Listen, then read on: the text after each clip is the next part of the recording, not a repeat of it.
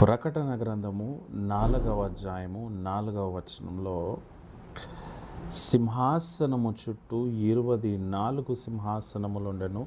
ఈ సింహాసనములందు 24 పెద్దలు తెల్లని వస్త్రములు ధరించుకొని తమ తలల మీద సువర్ణ కిరీటములు పెట్టుకున్న వారై కూర్చుని ఉండిరి.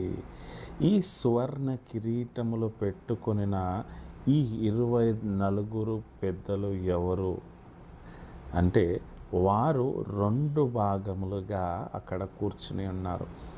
తండ్రి దేవుని చేత ఎన్నుకొనబడిన వారు అక్కడ కూర్చుని ఉన్నారు. వారికి వాగ్దానము ఇవ్వబడినది. ఆ వాగ్దానము నిజమై ఆశీర్వదించబడి తండ్రి ఎదుట అక్కడ కూర్చుండబెట్టబడి ఉన్నారు. ఆయనను స్తుతించడానికి, ఆయనను ఘనపరచడానికి వారి కిరీటములు పడవేసి వారు సాష్టాంగ నమస్కరిస్తున్నారు. హల్లెలూయా, థ్యాంక్ యూ జీసస్ లార్డ్. ఆది కాండంలో ఒక వాగ్దానం చూద్దాం.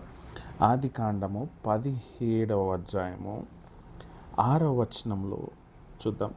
నీకు అత్యధికంగా సంతాన వృద్ధి కలగజేసి నీలో నుండి జనములను వచ్చినట్లు నియమించుదును, రాజులను నీలో నుండి వచ్చుదురు. రాజులు వచ్చారు. హల్లెలూయా. దేవుడిచ్చిన వాగ్దానము ప్రకారం, అబ్రహాముకి ఇచ్చిన ఇప్పుడు వచ్చినటువంటి వాగ్దానము ప్రకారము ఇప్పుడు ప్రస్తుత కాలంలో హల్లెలూయా పరలోకమందు ఆ 24 పెద్దలలో ఒక గ్రూప్గా ఉన్న 12 మందిలో ఈ 12 మంది గోత్రపు వారు అక్కడ ఉన్నారు. మరొక 12 ఎవరు అంటే, థ్యాంక్ యూ జీసస్ లార్డ్, మత్తయి సువార్త 19వ అధ్యాయం చూద్దాం. 19వ అధ్యాయము 27-28 వచనము.